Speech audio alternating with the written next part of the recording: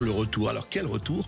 Eh bien, Maud Koffler, c'est le retour de François Fillon dans l'hebdomadaire Valeurs Actuelles. Valeurs Actuelles, ça fait longtemps qu'on l'avait pas entendu, François Fillon. Vous avez lu son entretien, donc? Absolument, un entretien fleuve de François Fillon, 10 pages d'entretien, de conversation avec Tugdual Denis, le directeur de la rédaction de Valeurs Actuelles.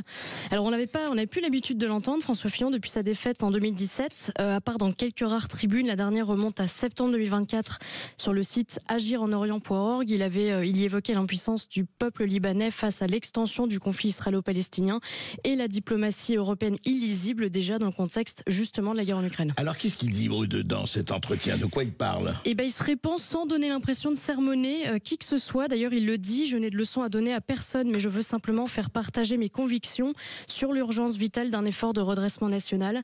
Alors politique étrangère, culture, sécurité intérieure, tout y passe évidemment, et l'ancien Premier ministre ne cache pas son inquiétude quant à l'escalade des tensions internationales. Mais François Fillon distingue deux principales menaces pour la paix mondiale: la rivalité entre la Chine et les États-Unis et la montée du totalitarisme islamique. Et pas la Russie, qui en ce moment effectivement fait la une de Et non, pas la Russie, dont il juge la menace infiniment moindre par rapport à celle de l'islamisme qui se répand dans le monde entier. Pour François Fillon, la Russie a commis une erreur en déclenchant cette guerre, et les Occidentaux se sont trompés de stratégie du début à la fin en cherchant systématiquement à appartenir au camp du bien. Aujourd'hui, les relations entre l'Europe et la Russie sont quasi irréparables, et les États-Unis négocient pour eux-mêmes, dit-il.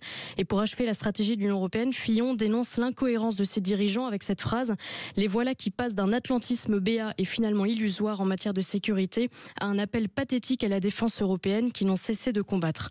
Donc voilà pour le chapitre que je vous invite à lire intégralement. En tournant les pages, on découvre sans surprise que l'ancien Premier ministre soutient à 100% la politique de Bruno Retailleau. Oui, bien sûr, LR comme lui. Absolument, qu'il déplore l'inconsistance et l'impuissance de notre politique étrangère vis-à-vis de l'Algérie, et qui donne quand même un cours d'économie au président de la République, et conclut sans annoncer un quelconque retour en politique, avec le seul désir de voir la France renaître. Eh ben on verra, quand on est drogué dur à la politique, on verra.